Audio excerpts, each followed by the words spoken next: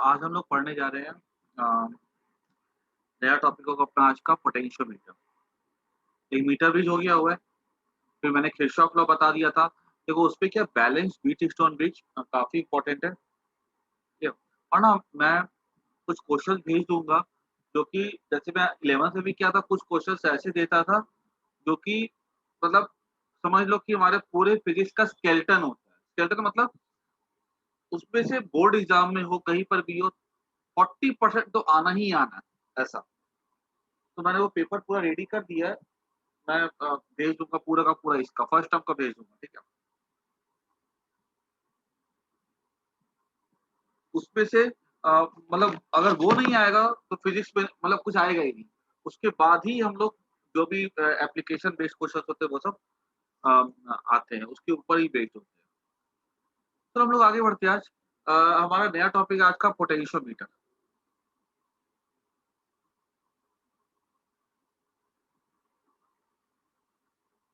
ये भी जो डिवाइस है ये लैब इंस्ट्रूमेंट है। इसमें से भी हमारे फिज़िक्स लैब में मतलब कि हमारे स्कूल का जो एक्सपेरिमेंट होगा जो टॉपिक होगा उसका ल ल ये क्या कहते हैं प्रैक्टिकल्स होगा उसमें ये रहेगा ही रहेगा, ठीक है? पोटेंशियोमीटर और सीबीएसई बोर्ड में तो गारंटीड आता ही आता ही है। आईएससी बोर्ड में क्या है ये आने की चांस थोड़ी कम होती है लेकिन इनके इसमें होता है, थ्योरी पेपर में होता है पोटेंशियोमीटर।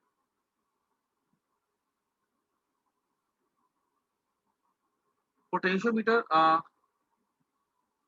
लोग ऐसा लिखेंगे इट इज़ अ डिवाइस। अब पोटेंशियोमीटर को स्टार्ट करने से पहले ना मैं कुछ-कुछ पहले बातें समझा देता हूँ, उसके बाद हम लोग इस पे आएँगे। क्या-क्या बातें पहला टर्म होगा potential gradient.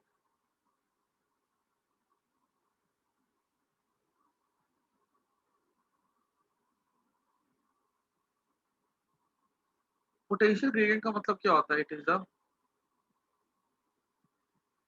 Is potential difference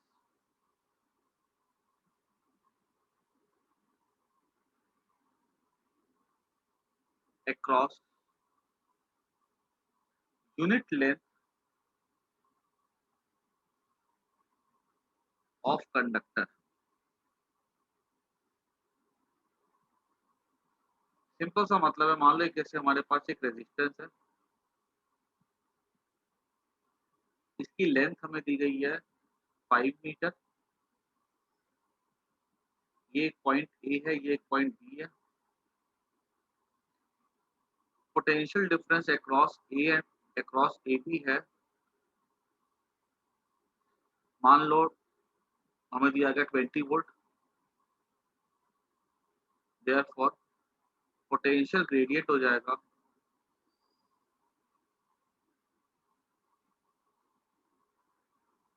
20 volt by 5 metre that is 4 volt per metre. ये क्या हो गया पोटेंशियल ग्रेडिएंट। एक यूनिट लेंथ के अक्रॉस क्या वोल्टेज होगा उसको हम लोग कहते हैं पोटेंशियल ग्रेडिएंट। इसका मतलब ये हुआ कि मान लो अगर यहाँ पे हमने कोई 2 एंड को सेलेक्ट किया, एक एंड ये और एक दूसरा एंड ये। मान लो इसका गैप अगर 1 मीटर का है, हमने अगर इस 2 पॉइंट के क्रॉस पोटेंशियल डिफरेंस अगर नापा वोल्टमीटर से, तो हमें कितना मिलेगा? 4 वोल्ट मिलेगा। कोई 2 पॉइंट जो कि 1 मीटर दूरी पर है, उन उसके अक्रॉस जो पोटेंशियल डिफरेंस होता है, उसको हम कहते हैं पोटेंशियल ग्रेडिएंट। और इसका निकालने का सिंपल सा तरीका होता है कि 2 एंड के बीच में पोटेंशियल डिफरेंस निकाल लो, उसको लेंथ से डिवाइड कर दो, उसी को हम कहते हैं पोटेंशियल ग्रेडिएंट। आगे बात सबको समझ में? इसको हम ऐसा भी समझ सकते हैं, अगर मान लो जैसे यहाँ पे हमें बोला गया है 20 वोल्ट है, यहाँ पे कितना 20 वोल्ट है, यहाँ पे कितना 0 वोल्ट है। इसका मतलब ऐसा भी बोल सकते हैं हम लोग, देखो सिर्फ एक ही चीज़ है, समझने का तरीका अलग-अलग है। इसका मतलब ये हुआ कि यहाँ पे 20 वोल्ट है, अगर मैं 5 मीटर वायर है, अगर मैं 1 मीटर चलूँगा, वोल्टेज 4 से घट जाएगा, तो 16 वोल्ट हो जाएगा। फिर 1 मीटर चला, वोल्टेज फिर 4 से घट जाएगा, 12 वोल्ट हो जाएगा। फिर 1 मीटर चला, फिर 4 से घट जाएगा, 8 वोल्ट हो जाएगा। फिर 1 मीटर चला, 4 4 से घट जाएगा। फिर 1 मीटर चला, 4 से घट जाएगा, 0 वोल्ट। डिफरेंस निकालो हर एक-एक मीटर में, ठीक है? हर एक-एक मीटर में वोल्टेज कितने से घट रहा है? 4-4 वोल्ट। 12 से 16, 16 से 12, 12 से 8, 8 से 4, 4 से 0। ऐसे सीढ़ी चढ़ते हम लोग, है ना? यहाँ से हम पहले उतरे, मान लो ये 4 मीटर की सीढ़ी थी, 4 मीटर बहुत ज़्यादा हो जाता है। ये दूसरे 4 मीटर की, ऐसे कैसे पूरी हाइट कितनी है? 20 मीटर की हाइट है ये। ऐसे मान लो 4-4 मीटर की सीढ़ियाँ हैं, ठीक है? 4, 4, 4 ऐड कर लो, कैसे ये उतर के, तो this is called as potential gradient.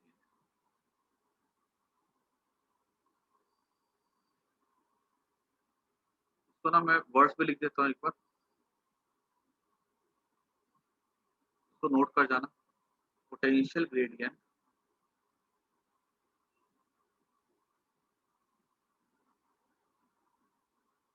it is defined as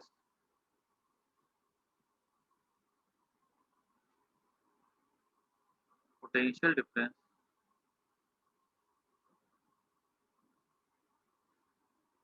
across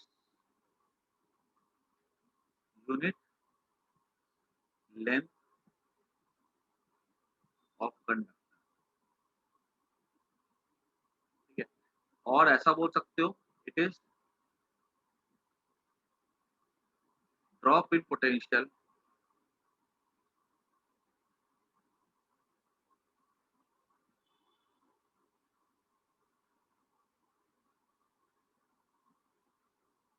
in unit length of,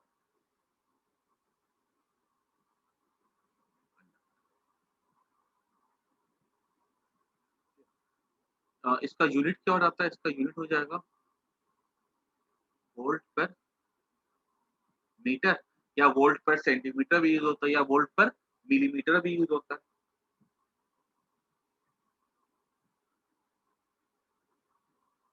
आई बात सबको समझ में?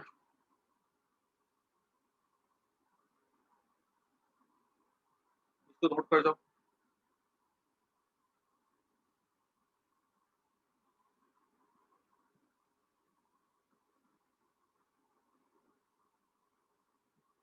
सर यूनिट वोल्ट मीटर इन वोल्ट पर मीटर इसका ऐसा यूनिट है, और वोल्ट पर मिलीमीटर में भी हो सकता है ये, या वोल्ट पर सेंटीमीटर में भी हो सकता है।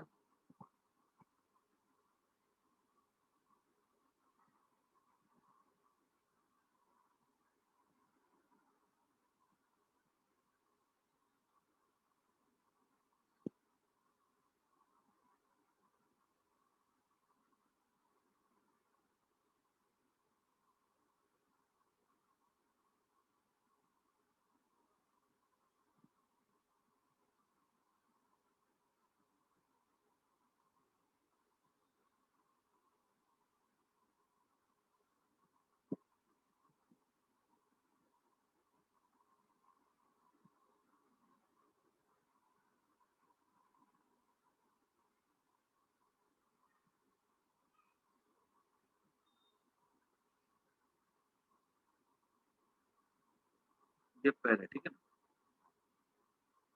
अब आगे बढ़ते हैं हम लोग। पोटेंशियल ग्रेडिएंट हो गया, आपको समझ आ गया पोटेंशियल ग्रेडिएंट क्या होता है।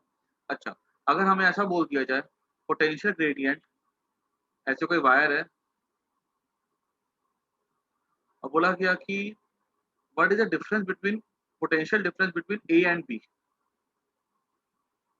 ग्रेडियंट हमको दिया गया है, पोटेंशियल ग्रेडियंट का जो सिंबल होता है ना वो रो होता है।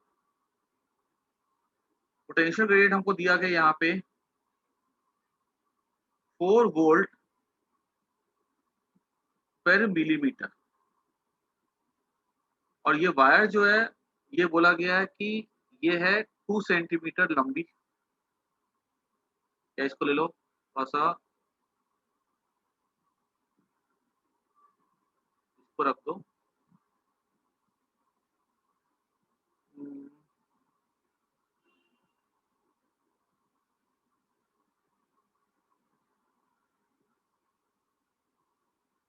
4 पर इसको रख दो तुम 10 मिलीमीटर, ठीक है? वायर की लेंथ मतलब 1 सेंटीमीटर, और ये बी पॉइंट बीचों बीच में, बीचों बीच में मतलब ये कितना डिस्टेंस हो गया बीच का, यहाँ से 5 mm हो जाएगा।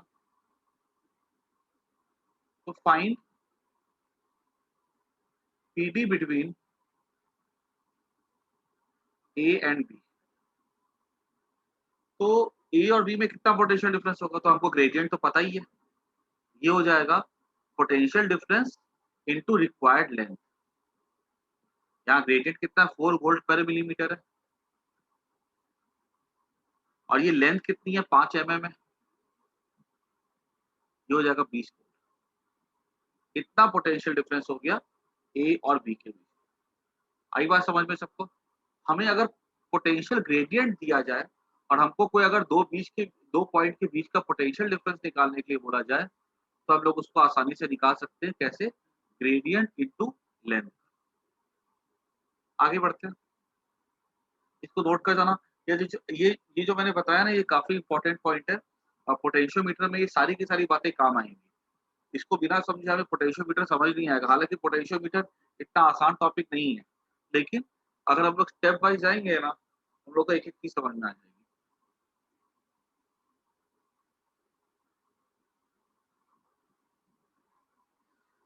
आगे बढ़े। Yes sir. नेक्स्ट, अब पोटेंशियल ग्रेडियंट हो गया। अभी सेकंड पॉइंट देखना। ऐसे कोई इस टॉपिक का कोई नाम नहीं है जो मैं अब कर रहा हूँ, लेकिन एक समझ लो, एक इन्फॉर्मेशन है जो कि हेल्प करेगी पोटेंशियोमीटर समझने में। सिंपल सी बात है, मान लो कोई सेल है E1 वोल्ट है, इसका ईएमएफ है, और यहाँ पे दूसरा सेल है जिसका ईएमएफ E2 है, और यहाँ पे हमारे पास एक गैल्वेनोमीटर है। इसको जब सेटअप को ऐसा रखा गया तो देखा गया कि गैल्वेनोमीटर में जीरो डिफ्लेक्शन है। जीरो डिफ्लेक्शन मतलब क्या हुआ कि सेल E1 जो है ताकत लगा रही है चार्ज को ऐसे भेजने के लिए, सेल E2 जो है ताकत लगा रही है चार्ज को ऐसे भेजने के लिए। अभी दोनों की ताकत अगर बराबर हो जाए, मतलब अगर E1 इक्वल टू E2 हो जाए, तो गैल्वेनोमीटर दिखाएगा जीरो डिफ्लेक्शन। जीरो डिफ्लेक्शन होने के लिए दो कंडीशन। पहली बात, E1 और E2 की वैल्यू सेम होनी चाहिए, और दूसरी बात ये है कि इसका पॉजिटिव एंड और इसका पॉजिटिव एंड साथ साथ कनेक्टेड। देखो, अगर मान लो मैंने अगर ऐसे लगा दिया, अगर यहाँ पे ईएमएफ अगर E2 बराबर भी हो, अगर हो जाएगा ना, ये करंट ऐसे भेजेगा और ये करंट ऐसे भेजेगा, तो नेट करंट जीरो नहीं हो सकता। करंट जीरो होने के लिए दो कंडीशन है कि E1 equal to E2 and positive end of both the terminals should be connected for Ig equal to 0। Condition क्या है? E1 equals to E2 and second, positive end of both cells must be connected। ये negative भी हो सकता है, simple सी बात है।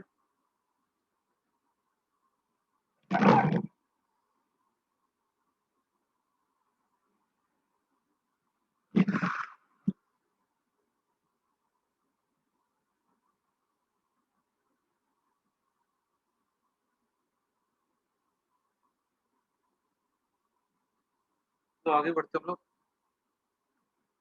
अब हमारा आता है topic potentiometer.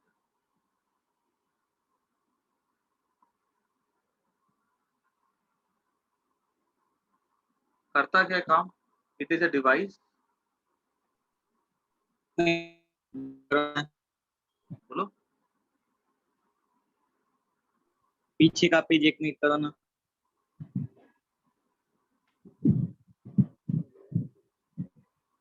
Okay sir.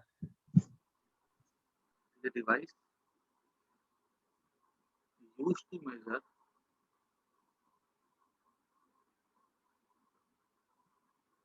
potential difference across two ends। Potentiometer का काम होता है। इसका ड्रॉ करते हैं हम लोग डायग्राम।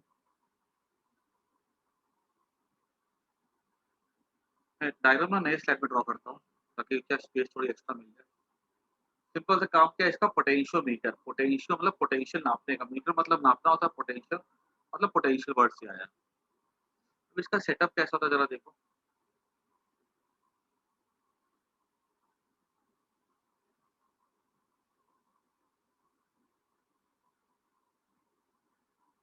ये एक वुडन बॉक्स, एक वुड का बना हुआ पूरा प्लेटफॉर्म होता है। जैसे मीटर भी कैसे वुड का बना होता है, ये भी वुड का बना होता है नीचे से। और यहाँ पे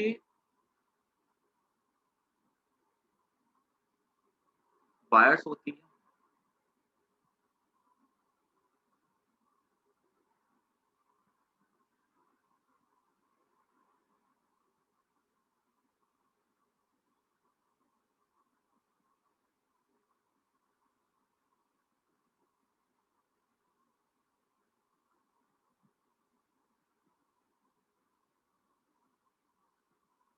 it is a device used to measure potential difference across two points. बस।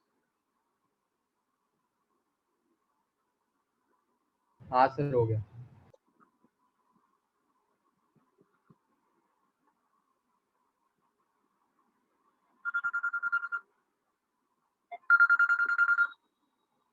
Hello hello.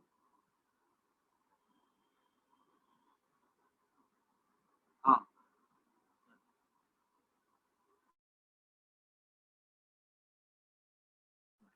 हाँ, मैं सुनो, मैं एक मिनट में आ रहा हूँ।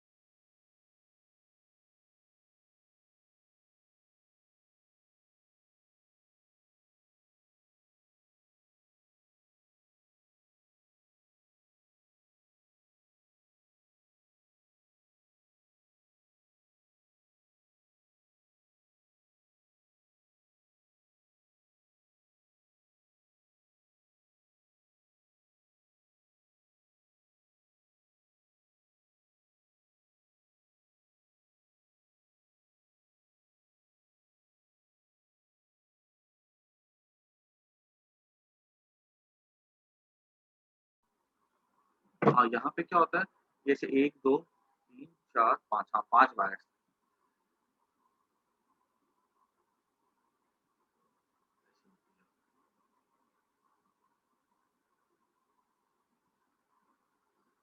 और यहाँ पे ऐसे लगी होती है कॉपर की स्ट्रिप्स जो कनेक्ट करती है वायर्स।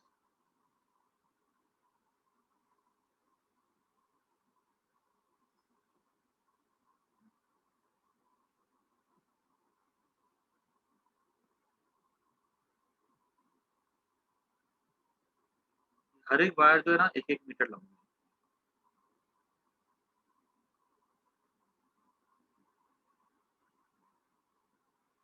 है। 1 2 3 4 5, ठीक है, 5 मीटर। और यहाँ पर ऐसे करके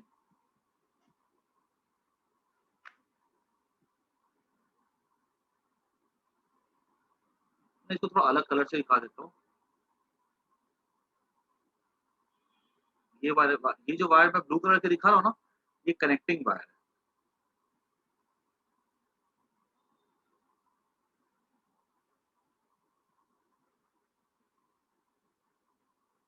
यहाँ सेल लगा होता है, यहाँ लगा होगा रियोस्टेट, यहाँ लगा होगा एमीटर, एक लगा दोगे की, और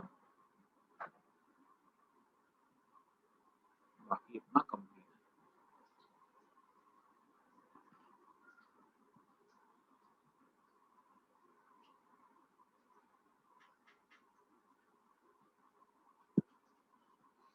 ये हमारा हो गया तैयार पोटेंशियोमीटर।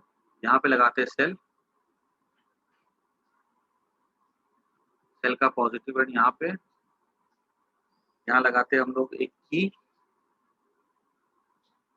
या लगा सकते हैं हम लोग रियोस्टेट।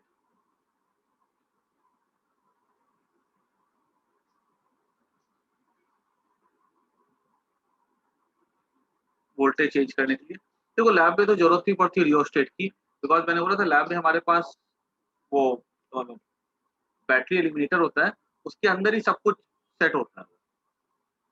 ये हमारा हो जाएगा एमीटर, ये हमारा हो जाएगा की।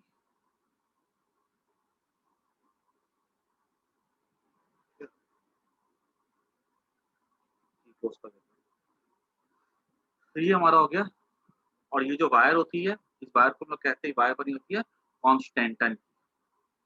मैंने बोला था कि जितने भी इलेक्ट्रिकल डिवाइसेस होती है सब में कॉन्स्टेंटन यूज करते हैं, बस कॉन्स्टेंटन की कोफिशिएंट ऑफ रेजिस्टिविटी बहुत हाई होती है। हम अगर सेटअप को यूज करते आधे पौने घंटे 1 घंटे के लिए भी यूज करते हैं तो हीटिंग इफेक्ट होता है। हीटिंग इफेक्ट होने से क्या होता है, वायर गर्म हो जाती है, और वायर गर्म हो जाएगी तो उसकी रेजिस्टिविटी में कोई ज्यादा फर्क नहीं आता। अब आगे देखते हैं हम लोग, अगर यहाँ पे कि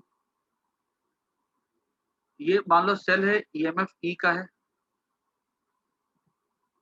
तो अगर हमसे यहाँ पूछा जाएगा व्हाट इज द देखो अपने जो लैब में जो एक्सपेरिमेंट करवाए जाएंगे ना हम लोग को, पोटेंशियोमीटर के 3 एक्सपेरिमेंट, चाहे वो आईएससी बोर्ड है चाहे वो सीबीएसई बोर्ड है, दोनों बोर्ड में पोटेंशियोमीटर के 3 एक्सपेरिमेंट। पहला एक्सपेरिमेंट है to find the potential gradient, simple सा एक्सपेरिमेंट। दूसरा है टू कंपेयर ईएमएफ, और तीसरा to find the internal resistance. पहला जो एक्सपेरिमेंट है to find the potential gradient, उसमें बड़ा सिंपल होता है, हमको यहाँ का वोल्टेज पता रहेगा। हम क्या होता है, जो बैटरी एलिमिनेटर होता है ना, उसमें हम वोल्टेज सेट कर सकते हैं अपने आप, 2 वोल्ट 4 वोल्ट। तो अगर मान लो यहाँ पे वोल्टेज अगर ई है, तो यहाँ पे हम क्या बोल सकते हैं, पोटेंशियल ग्रेडियंट क्या हो जाएगा इस केस में, potential gradient equals to V by L. फिर एल क्या हो जाएगा, यहाँ पे total length of the wire हो जाएगा, सीधी सी बात। अगर हमसे ऐसा बोल दे, सोचो ये पॉइंट ए है, ये पॉइंट बी है, और यहाँ पे ना स्केल लगा होता है, ये 1 मीटर की वायर होती है, और यहाँ मीटर स्केल लगा होता है। इनफैक्ट मीटर स्केल जो लगाते हैं ना वो लोग, तो मैंने तो थोड़ा गैप में दिखाया है। ये जो स्कूल में जो पोटेंशियोमीटर होते हैं, वो एक ही मीटर स्केल के ऊपर वो लोग ऐसे वायर करके लगा लेते हैं, तो रीडिंग लेने में कोई दिक्कत नहीं होती है ऐसे। ये 1 मीटर पे लगा हुआ है, हमसे ऐसा बोल दिया जाए अगर कि ये वायर है 5 मीटर की, सिंपल सा क्वेश्चन आ सकता है, ठीक है। और वो क्वेश्चन समझ के हमको क्या आगे समझने में आसानी होगी। पता जगह total length of the wire यहाँ पे 5 मीटर है, और एक पॉइंट है यहाँ पर बीचों बीच, ठीक है, यहाँ पे ए पॉइंट, या ए इसको मान लो एक्स नाम, ये तो नाम देख सकते हो वहां पे एक्स पॉइंट है यहाँ पे बीचों बीच। फाइंड पीडी अक्रॉस ए एक्स, और दिया गया है कि जो ईएमएफ ऑफ द सेल है यहाँ पर, ये हमें दिया गया है लेट्स से 10 वोल्ट, और यहाँ पे कोई रेजिस्टेंस नहीं है, रियोस्टेट का 0 रेजिस्टेंस है, ठीक है, कोई रेजिस्टेंस नहीं। रेजिस्टेंस हो सकता है वैसे, अभी हमने माना कि कोई रेजिस्टेंस नहीं है, सीधे सेल है और यहाँ पे कोई रेजिस्टेंस नहीं। तो बोला कि what is the PD across A x. तो यहाँ पे अगर हम देखें पोटेंशियल ग्रेडियंट क्या हो जाएगा इसमें, 10 volt by 5 that is 2 volt per metre. ये क्या होगा, ग्रेडियंट हो गया। अब ए और एक्स के बीच में पोटेंशियल डिफरेंस क्या हो जाएगा, अक्रॉस ए एक्स। अब देखो यहाँ पे 10 वोल्ट है, मतलब यहाँ 10 वोल्ट है और यहाँ पे कितना है, 0 वोल्ट होगा। ग्रेडियंट कितना, 2 वोल्ट पर मीटर है। मतलब अगर हम 1 मीटर जाएंगे तो पोटेंशियल 2 वोल्ट से घटेगा। यहाँ पे 10 वोल्ट है, हम 1 मीटर आ गए, यहाँ पोटेंशियल कितना हो जाएगा, 8 वोल्ट। ये जो है कॉपर की स्ट्रिप है, इसका जीरो रेजिस्टेंस। ठीक है, कॉपर जो होता है, जो थिक कॉपर होते हैं ना, देखो एक तो कॉपर का पहले रेजिस्टेंस नेग्लिजिबल होता है, और एरिया बढ़ने से क्या होता है उसका रेजिस्टेंस और भी कम हो जाएगा ना। R equal to L by area इतना चौड़ा रखते हैं कि उसका रेजिस्टेंस एकदम नेग्लिजिबल हो जाता है। इसलिए इसकी वजह से कोई पोटेंशियल में घटाव नहीं होगा, कोई डिक्रीमेंट नहीं होगा। हम फिर से 8 वोल्ट से इधर आते हैं, यहाँ पोटेंशियल हमारा हो जाएगा 2 वोल्ट से फिर घट के 6 वोल्ट हो जाएगा। ये पॉइंट बीचों बीच में है, तो यहाँ पे जाएंगे तो 4 वोल्ट हो जाएगा, है ना, 2 वोल्ट से घटेगा। और ये बीचों बीच में मतलब ये 2 वोल्ट घटता है पूरी वायर में, तो यहाँ पे 1 वोल्ट घटेगा, मतलब यहाँ 6 वोल्ट था, यहाँ पे 5 वोल्ट हो जाएगा। तो मतलब पोटेंशियल डिफरेंस कितना हो जाएगा इस पॉइंट ए और एक्स का, यहाँ 10 वोल्ट है, यहाँ 5 वोल्ट है, तो पोटेंशियल डिफरेंस हो जाएगा यहाँ पे 5 वोल्ट। ऐसा आई बात समझ में? अगर सर हाँ बोलो। अभी आपने फॉर्मूला बताया potential difference is equal to वो ग्रेडियंट इनटू लेंथ का। उससे भी कर लो, ये तो क्या थोड़ा फील हाँ, के लिए तो बता उससे दिया हो मैंने। सकता है ना। देखो अगर पोटेंशियल ग्रेडियंट 2 है तो 2, अभी देखो तो यहाँ पे वायर की लेंथ कितनी हो जाएगी यहाँ तक पहुंचने के लिए, ये 1 मीटर, ये गई, ये गया, ये हो गया 1 मीटर, फिर ऐसे आए हम लोग आए 2 मीटर, फिर ऐसे हम लोग गए 2.5 मीटर, 2.5 मीटर हम लोग ट्रेवल किए, तो इंटू 2.5 कर दो पोटेंशियल डिफरेंस के लिए, 5 वोल्ट हो गया। आया कि नहीं आया समझ में? एग्जाम यस में इसी से सर। करना है, ठीक है ना। वो तो मैंने तुमको थोड़ा समझाने के लिए बता दिया, बाकी वैसे हम लोग एग्जाम में क्या करेंगे, पोटेंशियल डिफरेंस इनटू लेंथ, और लेंथ हम लोग आराम से नाप सकते हैं। ये पोटेंशियोमीटर ना ऐसे ऐसे खोल करके हम लोग ऐसे, पता है हम लोग इसको कॉइल क्यों कर देते हैं, क्योंकि खोल के रखेंगे तो हमको 10 मीटर बनाना पड़ेगा। अब फिजिक्स लैब हमारा मतलब 10 मीटर का अगर हम बनाते हैं तो उसके लिए हमको स्पेस बहुत लंबी स्पेस चाहिए होगी, तो वो करना मुश्किल होता है। इसलिए वो लोग क्या करते हैं, वो लोग कॉइल करके ऐसे करके बना देते हैं। खुली वायर होगी तो कितना मुश्किल होगा। हमारे घर में कभी हमको रस्सी रस्सी को स्टोर करना होता है, तो रस्सी हम कैसे स्टोर करते हैं, उसका कॉइल बना करके स्टोर करते हैं। तो ना अपने घर में पूरी लेंथ फैला देंगे ऐसे करके पूरे घर में कहीं ना कहीं ऐसे करके। आई बात समझ में? Yes sir. ठीक है ना। तो इसको नोट कर लो एक बार, डायग्राम ड्रॉ करो पहले सबको। और पोटेंशियल डिफरेंस का फॉर्मूला क्या हो जाता है, पोटेंशियल ग्रेडियंट इनटू लेंथ। ये फॉर्मूला हमने यहाँ पे यूज किया।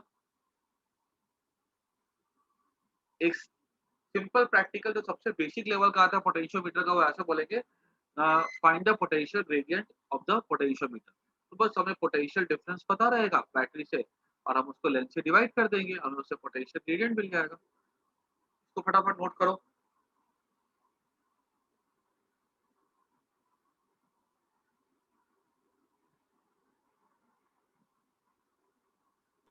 सर ये डायग्राम को एक बार एक्सप्लेन करो ना।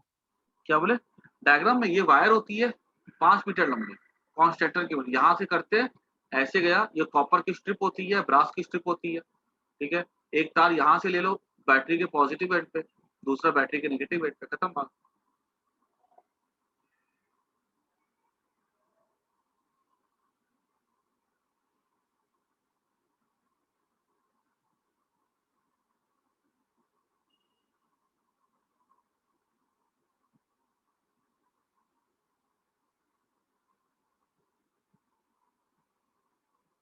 नाम दे सकते हो।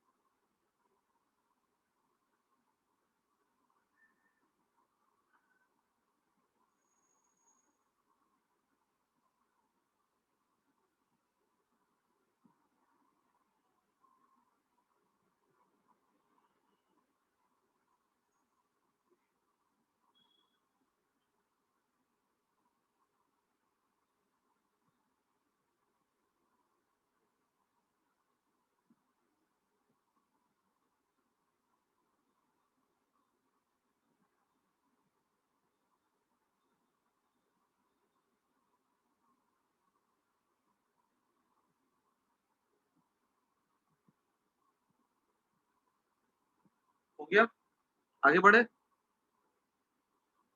Yes, sir.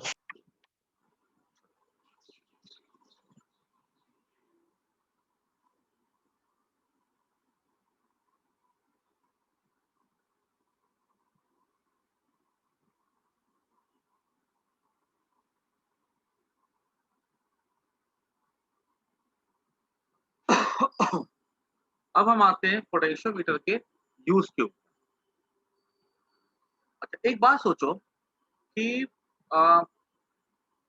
पोटेंशियोमीटर, चलो वो बाद में बता दूंगा।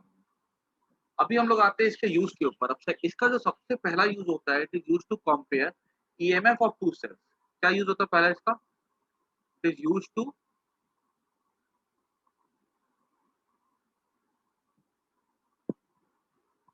कंपेयर, ये यहाँ पे नहीं लिखूंगा मैं इसको, आपके डायग्राम ड्रॉ करना होगा। To compare EMF of two sales.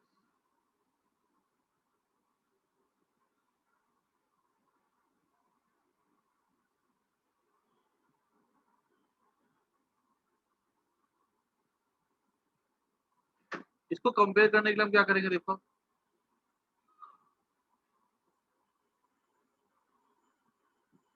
यहाँ से हम लोग एक वायर निकालते हैं ऐसे,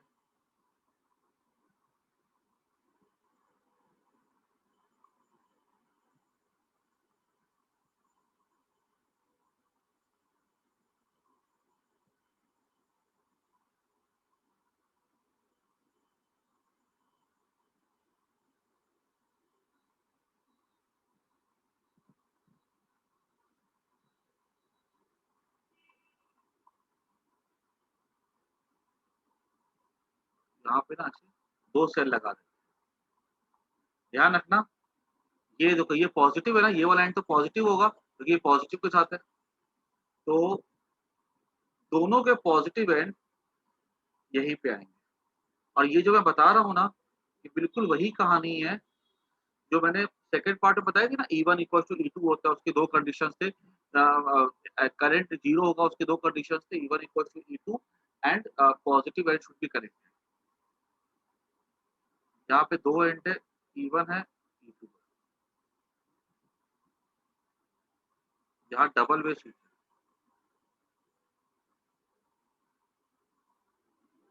यहाँ पे एक गैल्वेनोमीटर है।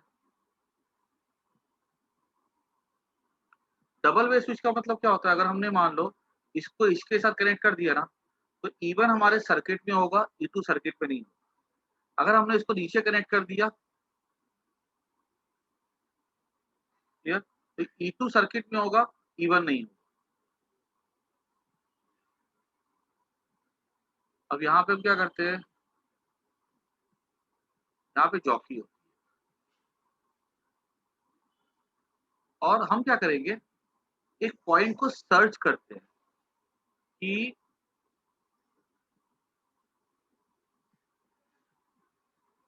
हमने यहाँ पे एक पॉइंट सर्च करते हैं जहाँ पे गैल्वेनोमीटर दिखाएगा जीरो डिफ्लेक्शन। ये सर्किट यहाँ पे कनेक्टेड है, ठीक है, देखो इसके साथ, ये ऐसा सर्किट, ठीक है। E2 सर्किट देखो, यहाँ पे खाली है बीच में स्पेस, E2 सर्किट के बाहर है, E1 सर्किट के अंदर है। हम क्या करेंगे, जॉकी को ना स्लाइड करवाते वायर की, कोई तो ऐसे यहाँ पे करवाएंगे, कोई तो ऐसा पॉइंट मिल जाए जहाँ पे गैल्वेनोमीटर दिखाएगा जीरो डिफ्लेक्शन। अगर गैल्वेनोमीटर दिखाता है जीरो डिफ्लेक्शन, उसका मतलब ये हुआ कि जो मैंने सर्किट पीछे में बताया था ना ऐसा करके, ये वाला कुछ ऐसा हो जाएगा, कुछ ऐसी कहानी हो जाएगी जिसमें कि ये E1 जो सेल का ईएमएफ होगा वो किससे बैलेंस हो रहा होगा, वो वायर के एक पर्टिकुलर पोटेंशियल डिफरेंस से बैलेंस हो रहा होगा। मतलब यहाँ पे मान लो अगर बैलेंस हो रहा है तो हम क्या बोल सकते हैं, E1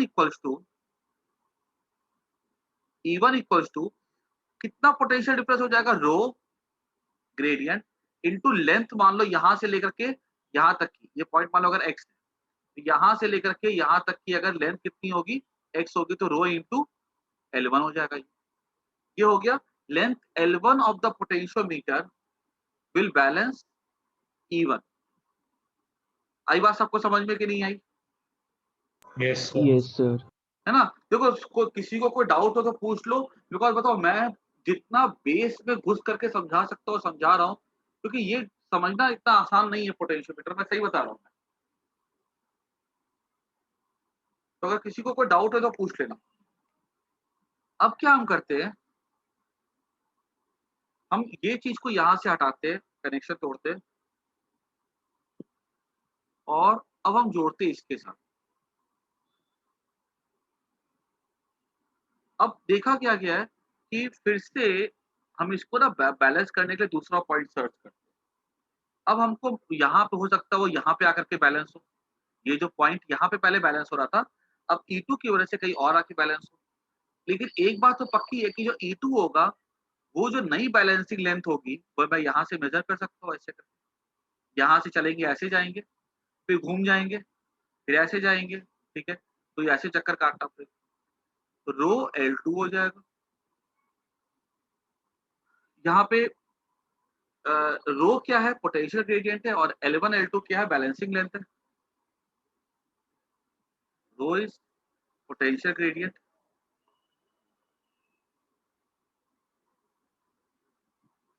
and L1, L2 are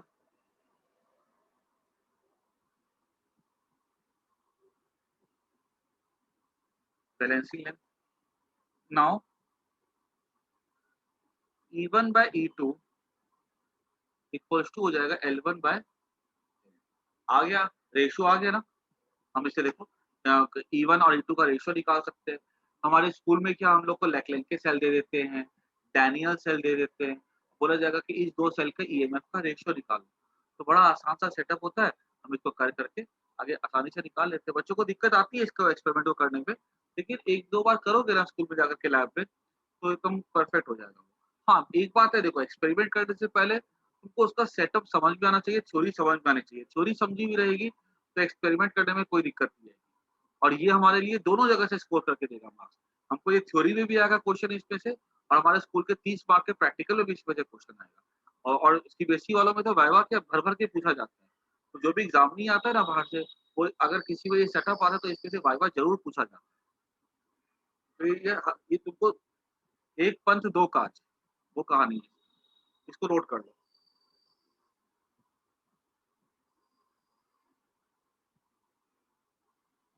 diagram इसका अगर चाहो तो अलग से बना लो, नहीं तो उसी में E1 E2 को ड्रॉ करके दिखा दो।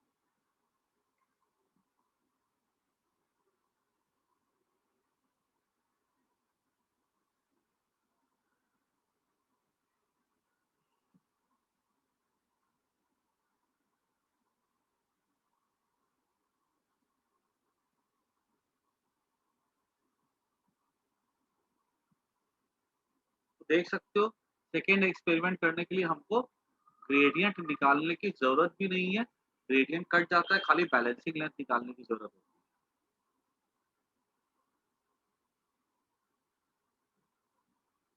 आगे बढ़े? नहीं सर। जल्दी करो।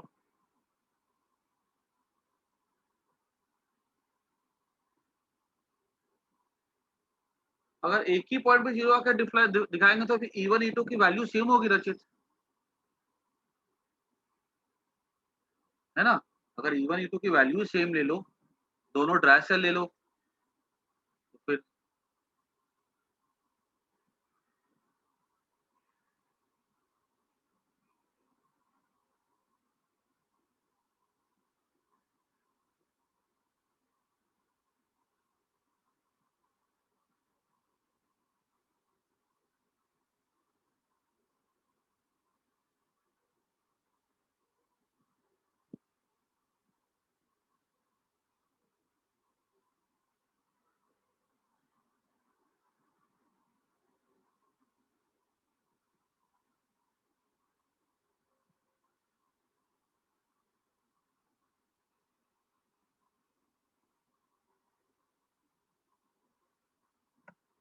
सर वो आगे इवन और टू किससे ज्वाइंट है? आपने तीनों क्या पॉजिटिव डबलिंग? से ज्वाइंट है। देखो नहीं सर, वो डबलिंग आपने क्या बोला था? ये डबल वे स्विच है।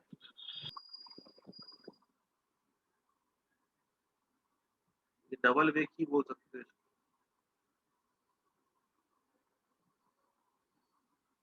एक्चुअली जब जाओगे ना लैब में, तो वहां पे ना वो लोग ऐसे की बना करके रखते हैं।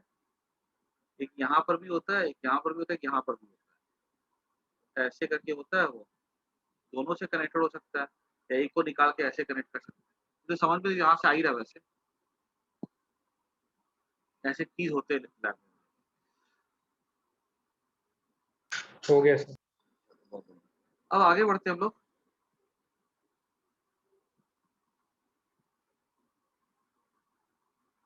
नेक्स्ट है, इट इज यूज। इसका फर्स्ट यूज हो गया। इसका सेकेंड यूज क्या होता है? इसका सेकेंड यूज होगा टू फाइंड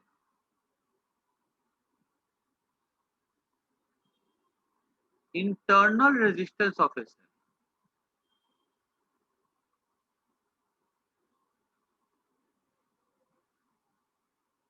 देखो सेल के अंदर भी कोई रेजिस्टेंस होता है। अब हम सेल के अंदर घुस तो नहीं सकते उसका रेजिस्टेंस नापने के लिए। उसके लिए क्या यूज करते हैं हम लोग? पोटेंशियल ग्रेडियंट यूज करते हैं। और पता है देखो उसके लिए क्या करते हैं हम लोग? देखो, और पता है पोटेंशियल ग्रेडियंट की बड़ी खास बात होती है कि ये पता है करंट लेता ही नहीं है, फिर भी हमको वोल्टेज बता देता है। बाकी जो वोल्ट मीटर होता है ना, वो तो थोड़ी करंट लेता है, तब जाके वोल्टेज बताता है। वोल्ट मीटर उतना अच्छा नहीं होता जितना अच्छा पोटेंशियो मीटर होता है, एकदम परफेक्ट रीडिंग देगा। अगर ईएमएफ ऑफ द सेल नापना हो तो बेस्ट कौन सी डिवाइस होती है? पोटेंशियो मीटर होती है। अब देखो, अगर मान लो एक सेल है, ईएमएफ उसका इवन है, और हमें क्या करना है, इसके पास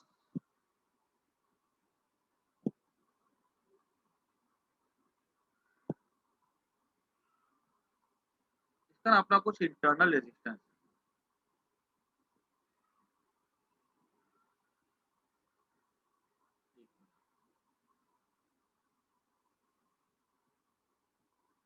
इस सेल का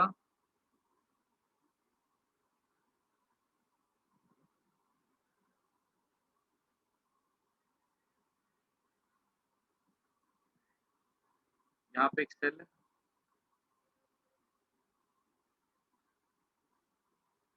देखो ध्यान रखना। पता है स्कूल जब लैब में करोगे ना एक्सपेरिमेंट, तो अधिकतर बच्चों के क्या कभी कितनी बार होता है ना कि जीरो डिफ्लेक्शन आता ही नहीं है। वो पूरे निकाल लेंगे, कहीं जीरो डिफ्लेक्शन आ ही नहीं रहा है। अधिकतर पता है गलती क्या करते हैं बच्चे? ये जो पॉजिटिव एंड है ना, और यहाँ पर देखो पॉजिटिव, ये पॉजिटिव यहाँ पे आके मिल रहा है और इसका भी पॉजिटिव यहाँ पे आके मिल रहा है। अगर उल्टा कर दोगे ना पोलैरिटी, माइनस यहाँ पे प्लस यहाँ पे, तो फिर वो गलत हो जाएगा, फिर वो कभी भी जीरो डिफ्लेक्शन आएगा ही नहीं। मैंने बताया था ना ऐसा पीछे में। ये ऐसे करके हम लोग अगर इसको ऐसा कर दोगे, तो जीरो डिफ्लेक्शन थोड़ी क्या करेगा मीटर, भले ईएमएफ इक्वल क्यों ना हो। ये गलती अधिकतर बच्चे क्या करते हैं? सेटअप पे गलती करते हैं लैब में। अब यहाँ पर देखो, यहाँ पे सेल के पास अपना कुछ इंटरनल रेजिस्टेंस होगा, और हमको पता है इंटरनल रेजिस्टेंस हम लोग ऐसे दिखाते हैं। ये डबल वे स्विच यहाँ पर भी है,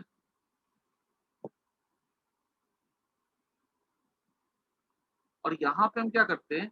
एक रेजिस्टेंस बॉक्स लगा देते हैं। मैंने एक्सप्लेन भी किया था कि रेजिस्टेंस बॉक्स क्या करता है। It it help us to create the resistance of our choice. अब क्या करेंगे हम लोग? यहाँ पे इसको लगा देंगे स्विच को ऐसे। ये क्या होगा? यहाँ पे बैलेंस हो जाएगी। पहले हम लोग क्या करेंगे? इसको इसके साथ कनेक्ट कर देते हैं। ये रेजिस्टेंस बॉक्स सर्किट के बाहर है। अगर रेजिस्टेंस बॉक्स सर्किट के बाहर है, तो जो बैलेंस होगा, यहाँ जो बैलेंसिंग लेंथ हमको मिलेगी, वो किसकी वजह से मिलेगी? ई सेल की वजह से मिलेगी। तो in first case E equals to rho L1। पहले बैलेंसिंग लेंथ कितना होगा? L1 होगा, जहां पे सेल है।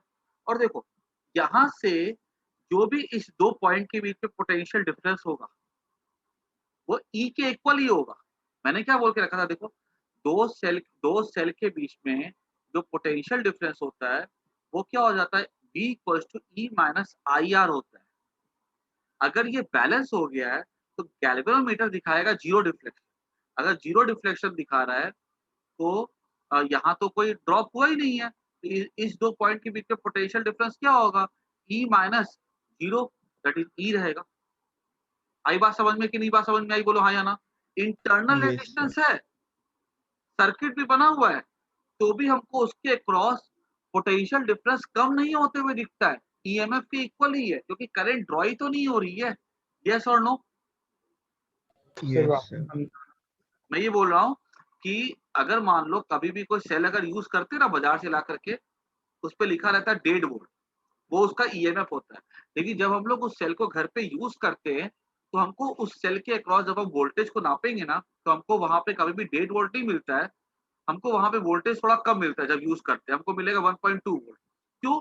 बिकॉज वो सेल के पास अपना इंटरनल रेजिस्टेंस होता है। जब करंट फ्लो करेगा ना तो उस सेल के अक्रॉस जो पोटेंशियल डिफरेंस होगा वो E माइनस आई आर हो जाएगा। जब करंट ड्रॉ करेंगे तो पोटेंशियल डिफरेंस सेल के क्रॉस कम हो जाता है। लेकिन इस सिचुएशन में हमको दो एंड के क्रॉस जो पोटेंशियल डिफरेंस मिलेगा वो ई ही मिलेगा, हमको वो कम नहीं होगा। बात समझ में आई कि नहीं आई? सर क्यों कम नहीं होता? नहीं समझ आया? सर कम क्यों नहीं होता ऐसा? क्योंकि हमने तो इसको बैलेंसिंग लेंथ पे दिखाया ना, तो गैल्वेनोमीटर तो जीरो डिफ्लेक्शन दिखा रहा है, तभी ना वो बैलेंस हुआ। बात समझ में आई कि नहीं आई? लास्ट वाला समझ नहीं आया मुझे। देखो, अगर हम इसको एक पर्टिकुलर पॉइंट पे ले जाकर के रखते हैं तो गैल्वेनोमीटर जीरो डिफ्लेक्शन दिखाएगा। यस और नो? Yes sir. अगर गैल्वेनोमीटर जीरो डिफ्लेक्शन दिखा रहा मतलब करंट है क्या गैल्वेनोमीटर में? No sir. नहीं है। अगर करंट नहीं है तो यहाँ से मतलब कोई करंट पास हो रही है? ये तो खुला हुआ है, इसको तो भूल जाओ। यहाँ से कोई करंट पास हो रही है? नहीं हो रही है ना। No sir. इस दो पॉइंट के बीच में कितना पोटेंशियल डिफरेंस होगा? E माइनस आई आर होगा। Yes sir. आई कितना है? 0 तो V किसके इक्वल हो जाएगा? E। E के। बात समझ में आई कि नहीं आई? हाँ सर। है ना। और कोई करंट देखो, इसलिए तो मैं बोलता हूँ ना पोटेंशियोमीटर सबसे बेस्ट डिवाइस होती है। क्यों? ये सेल से करंट भी नहीं लेगा और उसका ईएमएफ भी नाप लेगा। तुम पता है अगर 1.5 वोल्ट का सेल लेकर के घर पे आओ और वोल्टमीटर से नापोगे ना तो वो कभी भी हमको एक्यूरेट वैल्यू नहीं देगा, वो हमको इसको थोड़ा सा कम देगा क्योंकि वोल्टमीटर थोड़ा करंट लेता है। लेकिन पोटेंशियल डिफरेंस की जादुई बात यही है कि ये करंट लेता ही नहीं है और तो भी ये क्या कहते हैं पोटेंशियल डिफरेंस नाप सकता है। बात समझ में आई कि नहीं आई? यस। अब आगे क्या होता है देखो, तो हम यहाँ पे क्या लिख सकते हैं?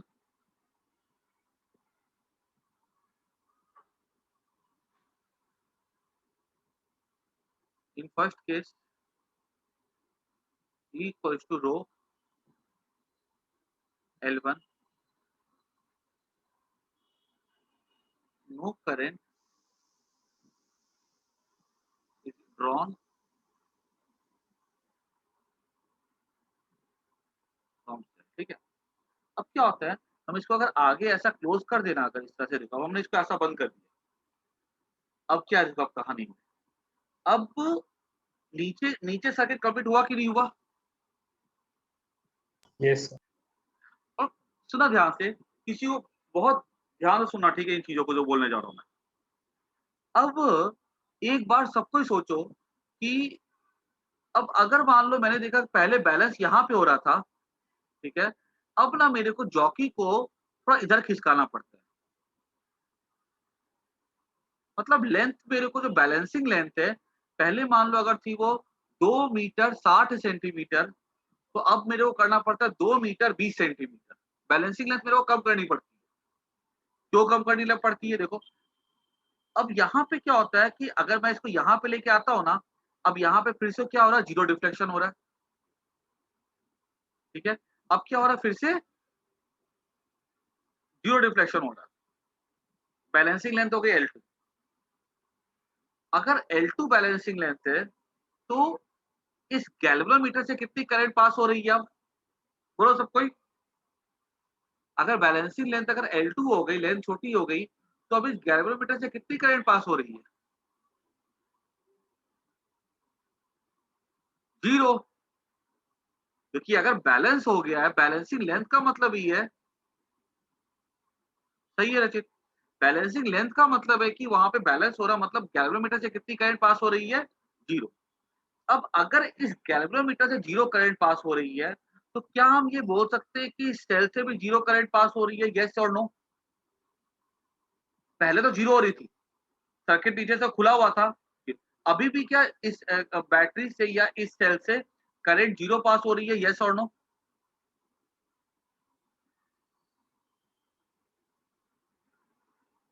बोलो। अरे सोचो, कुछ बोलो तो तुम लोग यार, तुम लोग 1-2 बच्चे खाली बोलते हैं, बाकी बस बाकी सब ऐसे बैठे हुए हैं यार, क्या तुम लोग करो समझ नहीं आता मेरे को तो बोला तो करो कम से कम, बाकी लोग भी तो सुन रहे हो। देखो अब क्या होगा, इससे करंट 0 पास नहीं करेगी, क्योंकि अब क्या होगा देखो, ये जो करंट है ना वो ऐसे पास करेगी, ठीक है, यहाँ से यहाँ आ जाएगी।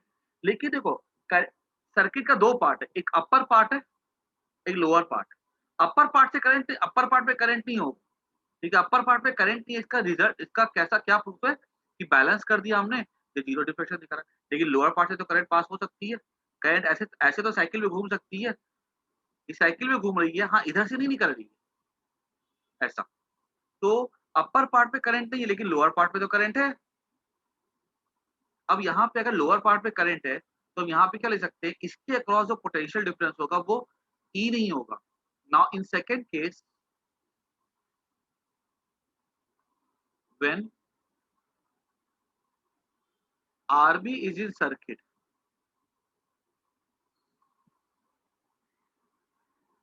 पोटेंशियल डिफरेंस ए और बी के अक्रॉस क्या हो जाएगा? बी हो जाएगा E minus I into R. अभी हो जाएगा पोटेंशियल डिफरेंस। देखो E minus I into R, what is R here? R is internal resistance. अब देखो इसके अक्रॉस पोटेंशियल डिफरेंस, पहले इसके अक्रॉस कितना पोटेंशियल डिफरेंस था? ई। अब इसके अक्रॉस ई और बी के अक्रॉस कितना पोटेंशियल डिफरेंस हो जाएगा? बी। जाहिर सी बात है वी की वैल्यू ई से छोटी होगी। अगर ई से छोटी है तो ऑब्वियस सी बात है बैलेंसिंग लेंथ भी छोटा हो जाएगा ना, क्योंकि देखो जो वोल्टेज जो बैलेंस होता था दैट वाज रो एल। तो अगर हमने यहाँ पे ई के बदले छोटा भी ले लिया तो लेंथ भी तो छोटा चाहिए होगा बैलेंस करने के लिए, अब बैलेंसिंग लेंथ छोटा हो जाएगा। बात समझ में आई कि नहीं? मैंने RB in circuit, then then PD across cell equals to B equals to E minus I. इसको नोट कर जाओ पहले।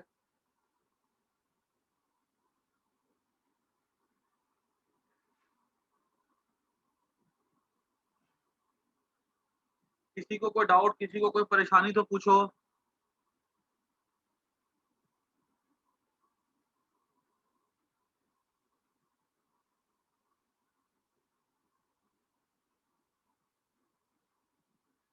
शर्माना मत कि मैं पूछूंगा या पूछूंगी तो बुड़बक साबित हो जाएंगे। ये टॉपिक अपने आप में अच्छा लेवल वाला टॉपिक है ये।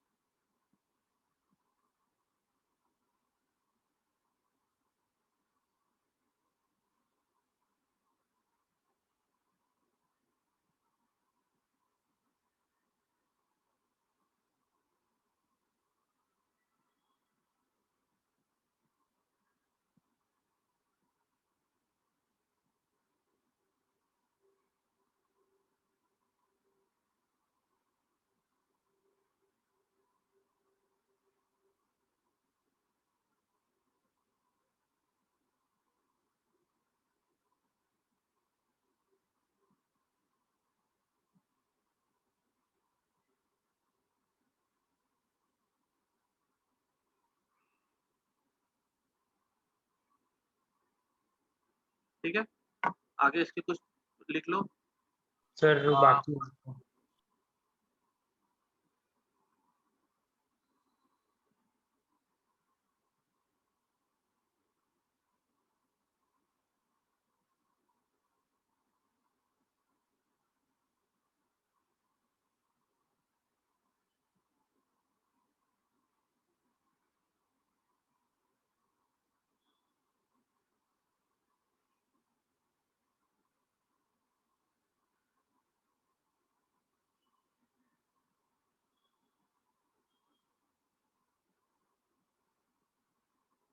हो गया sir.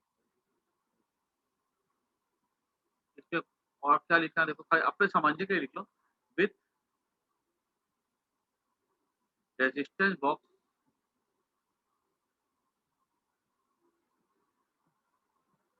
In circuit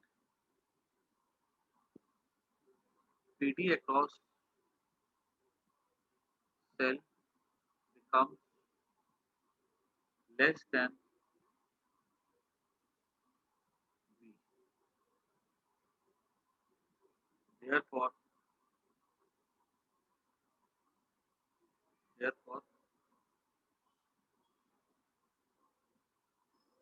the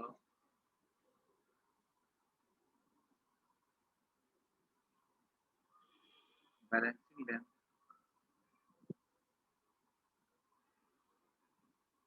becomes smaller. अब देखो E by V equal to क्या हो जाएगा, L1 by L2 हो जाएगा ना। तो देखो E क्या होगा यहाँ पे, E हो जाएगा रो L1 और V क्या हो जाएगा यहाँ पे, रो L2 हो जाएगा। L2 is the balancing length when resistance box is in the circuit। ठीक है, आगे क्या लिख सकते हैं हम लोग, therefore अब देखो एक फॉर्मूला पढ़ के मैंने बताया था, small r equal to E by V -1 into capital R. ये फॉर्मूला याद है, मैंने करवाया था इंटरनल रेजिस्टेंस और एक्सटर्नल रेजिस्टेंस के रिलेशन के लिए, 2-3 क्लास पहले मैंने करवाया था। Yes, sir. अब यहाँ पे E by V क्या है, L1 by L2, this implies that R क्या हो जाएगा, L1 by L2। ये हो गया एक्सटर्नल, ये रेजिस्टेंस बॉक्स से कितना रेजिस्टेंस निकाला वो हमको पता रहेगा, ये रेजिस्टेंस बॉक्स पे कितना रेजिस्टेंस वो पता रहेगा हमको। L1 L2 पता ही है, स्मॉल r निकालना, निकल जाएगा यहाँ।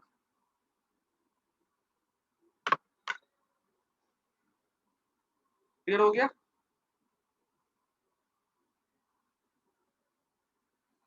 कि आज के लिए काफी इतना, कल हम लोग इसके थोड़े क्वेश्चंस करेंगे जो बोर्ड में आ चुके हुए हैं पोटेंशियोमीटर के, और एक हम लोग को कॉम्बिनेशन ऑफ सेल्स करना हमारा बाकी, तो वो करके हम लोग ये चैप्टर को अलविदा करेंगे।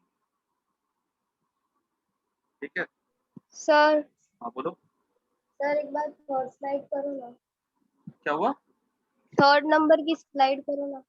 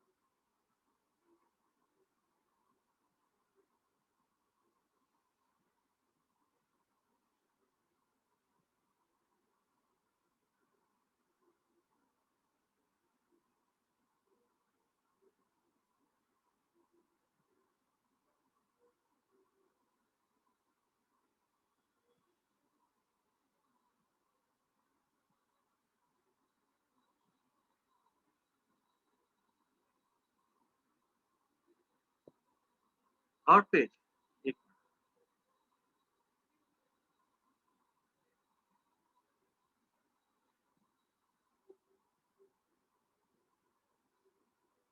हो गया? सर एक minute.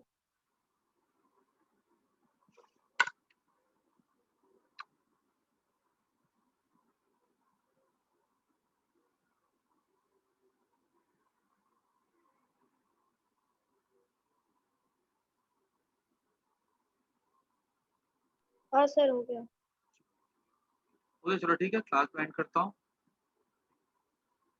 Bye. Bye, take care. Thank you sir.